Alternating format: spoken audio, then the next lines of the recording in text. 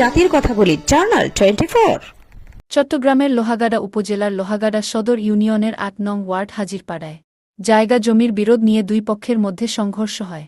এক পর্যায়ে মুসা ও তার ছেলেকে বিবাদী পক্ষের হাতে থাকা খরাত ও লোহার রড দিয়ে মারাত্মকভাবে আঘাত করলে তারা মাটিতে লুটিয়ে পড়লে পরে স্থানীয় জনতা তাদেরকে উদ্ধার করে চমক হাসপাতালে নিয়ে যায়।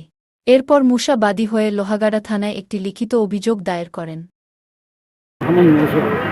মোহাম্মদ মুসা, বাপের নাম পাড়ার নাম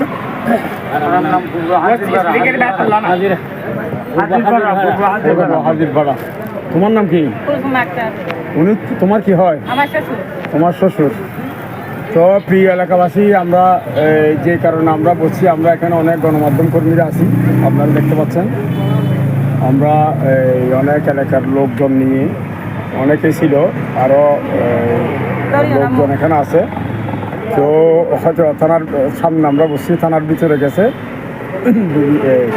এখানে একটা যে ঘটনা ঘটে গেছে ৮ নম্বর ওয়ার্ডে লোহাগাড়া সদরের পূর্ব পাশ, ওনার যে নাম বলছিল মুসা ভাই, ওনার পারিবারিকভাবে একটা জায়গা জমির বিরোধ ছিল।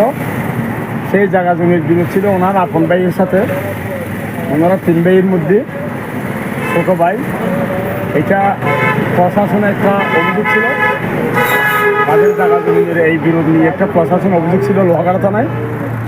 তো গতকালকে এই অভিযোগ পূর্ব থেকে ধারাবাহিক কোন পর্যায়ে আছে আমরা এখনও জানি না। আমরা আসলে থানার সামনে আমরা ওসি সাহেবের সাথে বসবো, যেই অফিসার যিনি অফিসার ছিল মামলা তদন্ত অফিসার, ওনার সাথে বসবো আমরা আশা রাখছি।